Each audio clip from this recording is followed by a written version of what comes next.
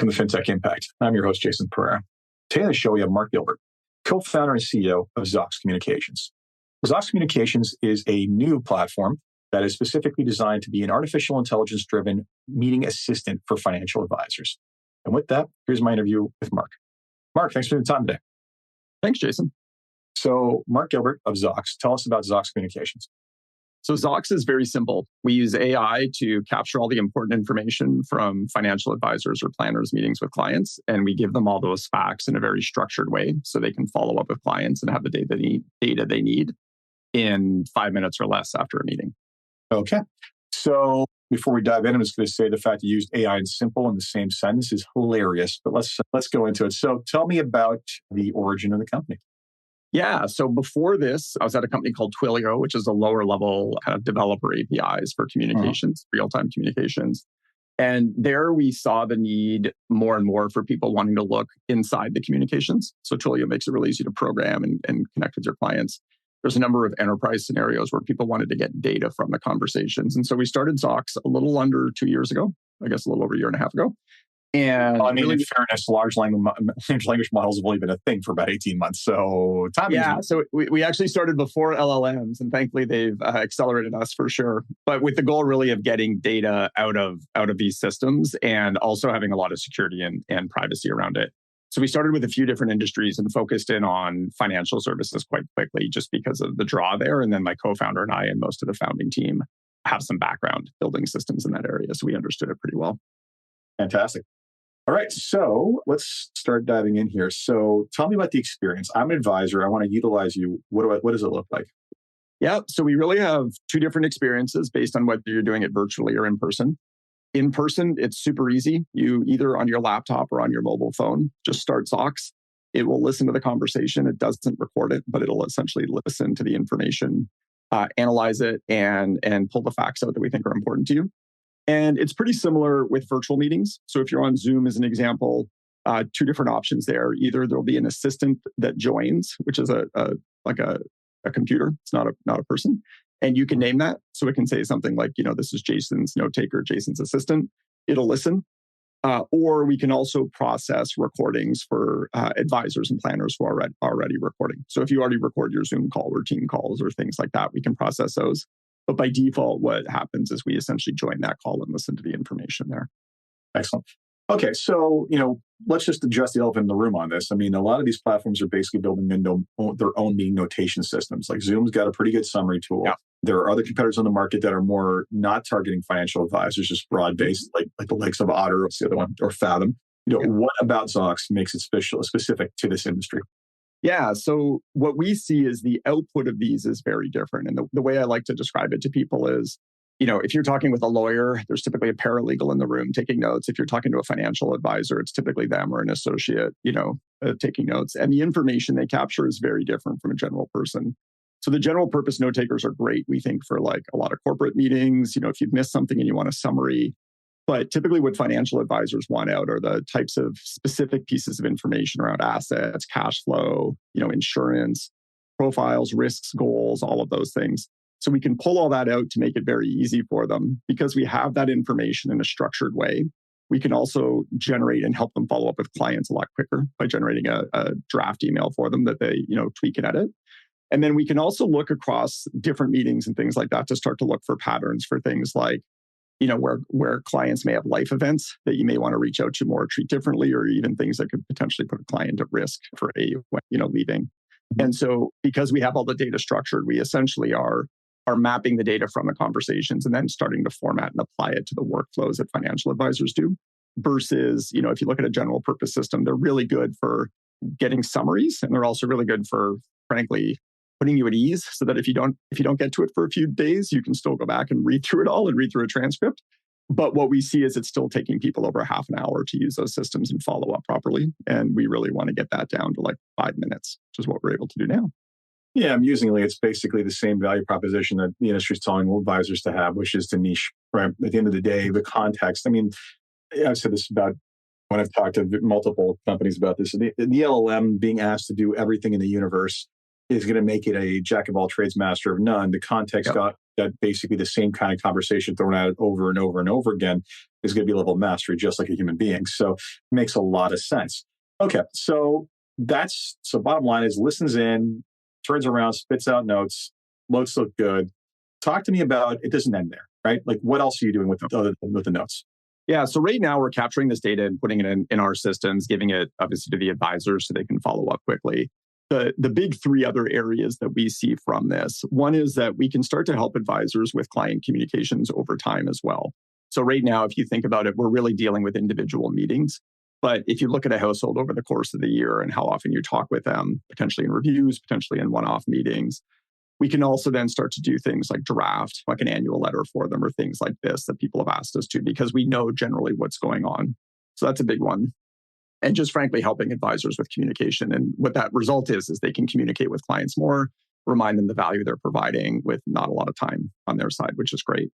The other thing is we do, as I mentioned, have a lot of data from what we see comes up in conversations before other areas, right? So if there are, as an example, potential strains on a relationship in a family, if there's potential health issues, these things, you almost always will see these in conversations with advisors if they're closely trusted.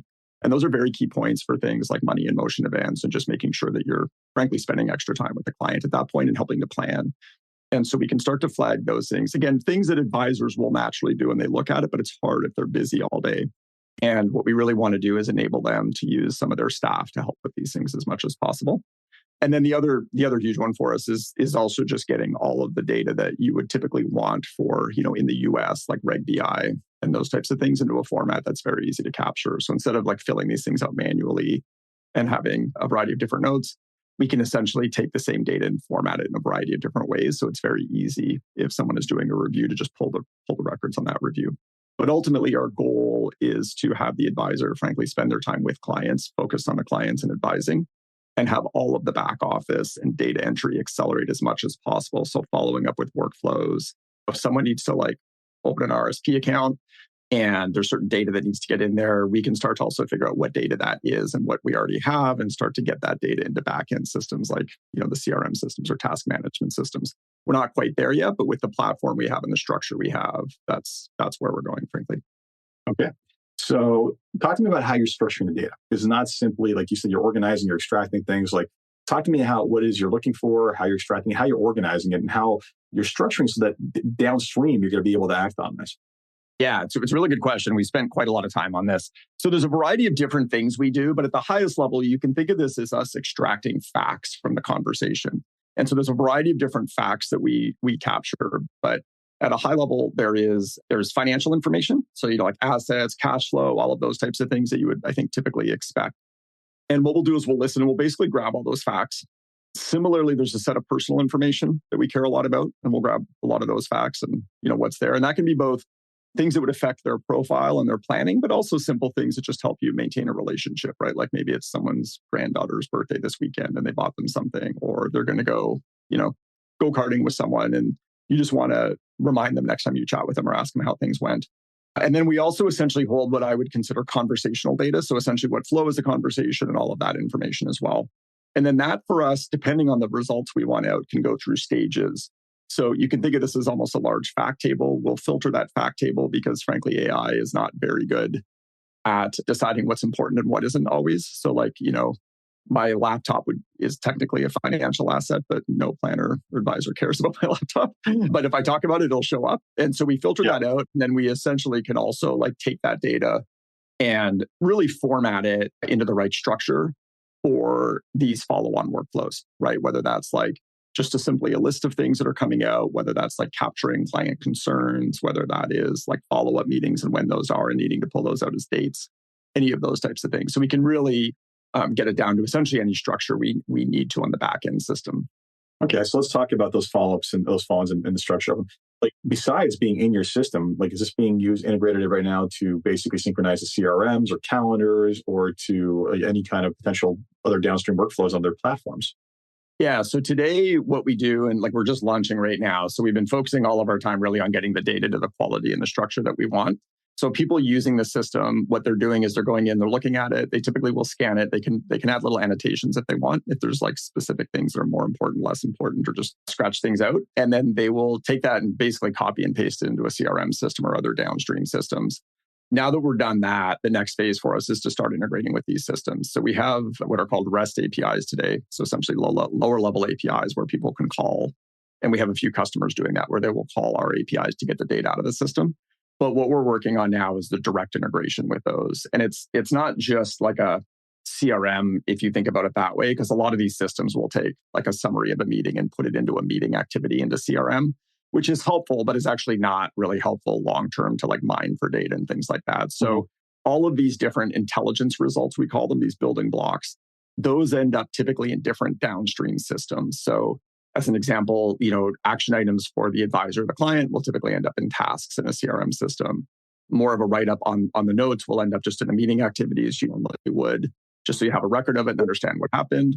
And then we can take things like their profile, and we think we're going to be able to start diffing that with both planning systems as well as the CRM system to say, here's everything we know about Jason. What's changed, right? Like what's changed since the last discussion. So if someone is talking to me as an advisor, probably every time they'll know I live in San Francisco currently. They know that I have 2 kids, and that will come up again and again, but it's not new for an advisor that's been working with me. And so we really also want to be able to do the delta and then integrate into those. And I would say that the default systems for us, the big 3 areas, CRM is obviously a huge one. There's a number of like what we would call automation systems. So like a Zapier, maybe even a Hubly, those types of things. And then planning systems as well. And getting them in. Well, that makes sense. You're the top of the funnel, right? So that makes just kind of flow it down. That's exactly as we think about it too. Yeah. So, let's talk about a couple of things that are fairly concerns here, but not addressed enough. The security aspects of this. I'm going to say from 2 standpoints. A, I've already spoken on large language models more times I can count now. And one of the first things I say is, please, to God's sake, do not put private information into a large open protocol. Like, people have already figured out how to extract this information, which is not good.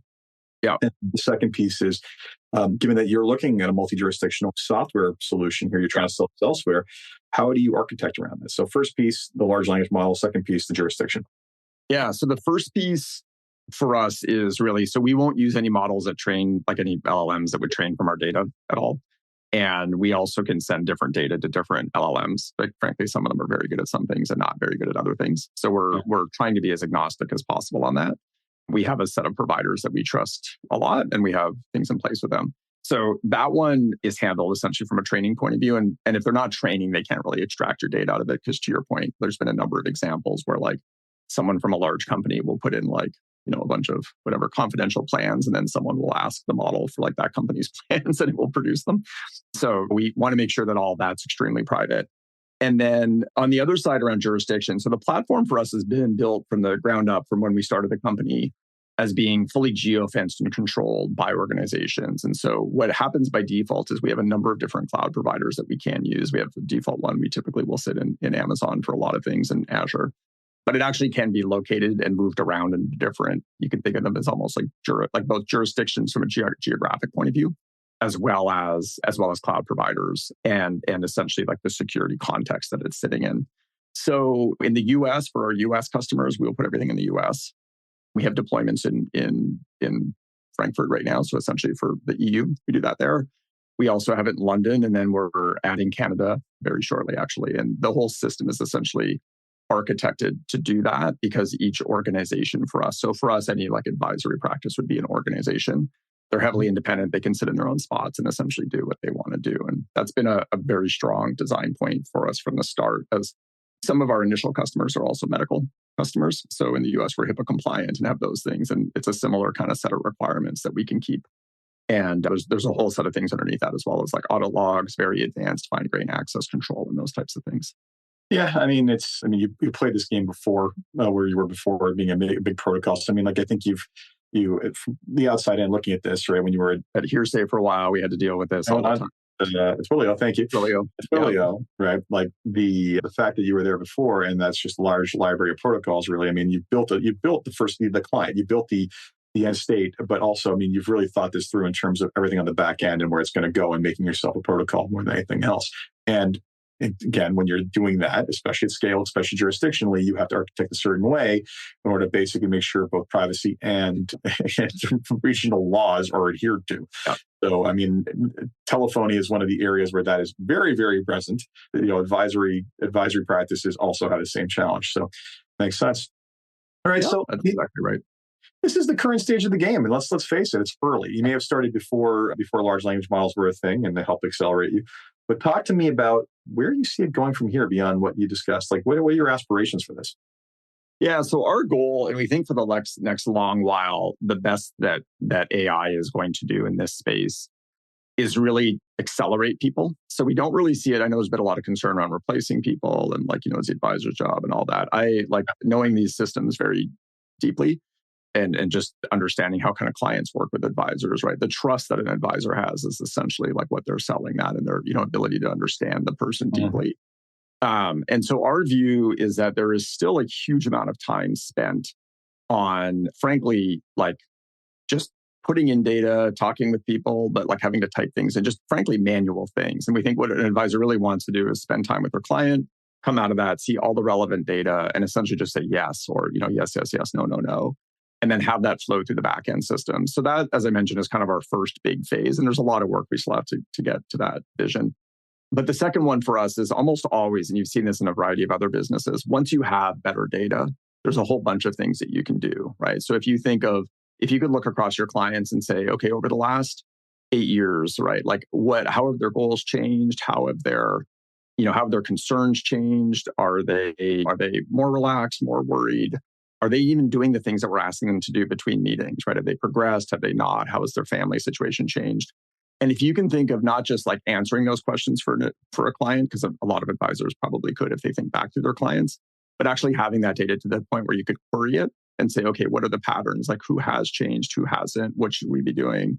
There's a huge amount, we think, really to be able to serve more clients, but also serve them better with that data because you can now proactively reach out to them when they most likely need things, which is really what they're looking for, right? They really want someone to handle these things for them, like understand them deeply and then handle these things for them. And so we'll continue to work through that. But the financial services space has I would say it's very workflow heavy and very back-end heavy on these systems, right? So if you think of like everything going into the custodial systems and all that, there's a huge amount there that we can go do overlaying these different things. And what we believe is that probably about 10, 15 years ago, a lot of the more kind of like what we would think of as account data was already put into these structures, right? Like if you think of like hooking up accounts to a Plaid or something and getting that data into a system and robo-advisors, a lot of those things started to get structured that way. But this kind of more personal communication data is the next big phase for us. And that we think we can do just frankly very amazing things as we do that. And so you'll start to see this concept of agents where, like it's not just that we're grabbing information from a conversation, but we're actually able to help open that account for them. We're able to say, hey, there's these 20 pieces of information. We have 18, like we'll mail them on your behalf, or you can just like click a button and hit it. We'll ask them for the remaining 2. When they mail us back in very natural language, we can grab that and fill out the rest of the thing and kind of watch it continue down the pipeline so that the clients are getting what they need without like no advisor. And frankly, most of their staff don't want to be mailing clients every 2 days, just being like, hey, did you do this? Did you fill out this form? So all we can really do. And I think we think that with this, we can help with a lot of that information, take that and marry it with the data in the CRM systems and the account systems to frankly, really, really automate a lot and help out a lot. There is a ton of potential for all of that. And at the end of the day, as much as we've been very rich with data around the client accounts and basically financial plans and all this other stuff, even though it maybe not be integrated the way we need it to be. But the top of funnel has been a more broken piece of the entire stream, I would say. So there's quite a lot of potential here. So before we wrap up, there's 3 questions I'd like to ask everybody to end on a positive note. First one is, if you had one wish for something to change in your company, the industry as a whole, what would it be? That's a good question. I think for me, this is a little self-serving, but I do think just adopting technology, people will like just seeing more of that and people being a little bit more exploratory with it will really help, honestly, clients and frankly help advisors a lot as well. It's something where we see a lot of people banging their heads with old systems and old technologies in ways they just don't need to be doing. Okay. Some advisors are very good at that, but quite a lot are not. So I think that's a huge one for me. That's probably the single biggest driver, if you will. Excellent. So, funny enough, it's as far as the issues come, part of the problem is that there's a lot more legacy than people want to admit to, but it is what it is. The second question is, what's been the biggest challenge in the company where it is today? The biggest challenge for us, I think, in all of these situations is actually taking the technology and mapping it to the real world scenarios. So I'll give you just a few examples of these. And any one of these is solvable, but the challenge is ultimately getting through all of them so that the advisor's life is easy. Like as we talked at the start, you can just turn our system on, it'll listen to you and figure out what's going on. When you zoom into that, like we see a lot of in-person meetings. In those meetings, we need to figure out like who's who, like who's talking, how many people are in that room, how many are talking. If you get on something like Zoom, by default, Zoom will tell us if there's two people in a Zoom window that it's the same person. There's just all these like details that when you actually get into financial planning in real life becomes very challenging to actually do and make smooth. And I think for people who have played with these large language models and these like GPTs, it's very easy to play with them and see interesting things. It is extremely hard to actually get them running reliably across a whole set of scenarios that are just real world, right? And so one of our first early adopter customers was sitting in a dining room with 3 generations of a family in that room. There's probably about 5 or 6 people. The middle generation was on Zoom, on a laptop on the table. And you can imagine just going through that and like grandkids running through and talking and trying to figure out what's going on.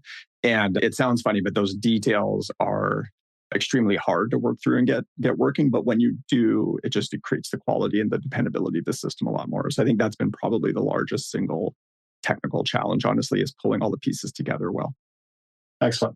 And the last question I have for you is basically what gets you excited and keeps you getting out of bed in the morning to keep on fighting the good fight? So for me, if you think about it, like all of these things that we're doing now is the possibilities are frankly endless. And so the 2 things that really get me fired up are just what we can do with these technologies. And these technologies are accelerating very quickly, right? Like even to your point, like 18 months ago, they were barely out there. Even 12 months ago, the quality of that to now is very different. So I'm very excited about what we can do. And then the other huge piece for me, which couples with that, is as we've talked to advisors and have early adopters on the program, they're just really excited, right? Like we talked to someone last week who was like, this is like Christmas every day. He's like, I used to have to do 2 hours every night doing these things. And he's like, now I just go home and my team logs in the morning, looks at the stuff and goes. And so that's super exciting. I think whenever we see these technologies, I've always been kind of a software engineer and building things. And so seeing these technologies and actually getting them into a spot where they can help people out day to day and save them time, and frankly, save time on things they don't like doing, is super exciting for me. So that's the biggest positive. Like whenever we get a positive note from a client, it just makes us all kind of smile and keep going. Fantastic. Well, thank you so much for your time. Really appreciate it. Cool. Thanks a lot, Jason. So that was my interview with Mark Gilbert of Zocks Communications. Hope you enjoyed that. And if you're looking for a virtual assistant to record your notes, take a look. As always, if you enjoyed this podcast, please review on Apple Podcasts, SoundCloud, Stitcher, Spotify, or wherever you get your podcasts. Until next time, take care.